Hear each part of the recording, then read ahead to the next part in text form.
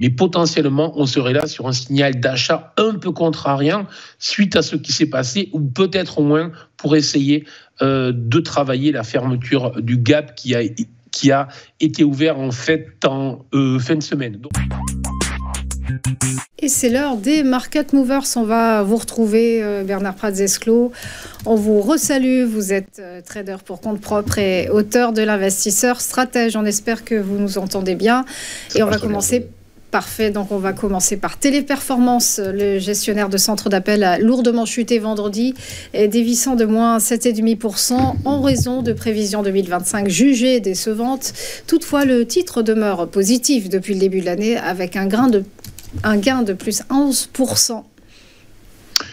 Oui, Roselyne, bonjour. Alors, on a eu effectivement une réaction assez brutale des investisseurs en fait à l'ouverture, puisqu'on était sur une action qui évoluait autour des 104, enfin entre les 100 et les 104 euros depuis une dizaine de jours. Et il y a eu une ouverture sous les 92 et une accélération brutale qui est allée chercher en fait une zone qui correspond à 84. Et cette zone, c'était un grand retour en arrière.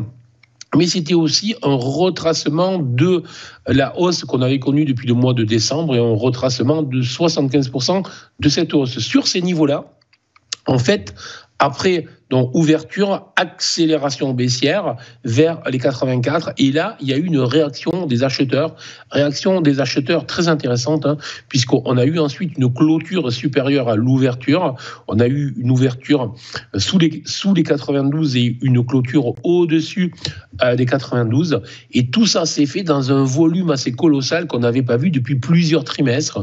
Donc ça veut dire qu'il y a eu un gros intérêt. Il y a eu un gros stress en fait à l'ouverture suite à l'annonce, suite au chiffre d'affaires, suite aux résultats et surtout suite aux perspectives qui ont inquiété. Puisqu'effectivement, malgré le fait que, évidemment, il prononce le mot, l'association de mots intelligence artificielle, IA, on voit bien qu'il y a des doutes sur la pérennité et sur le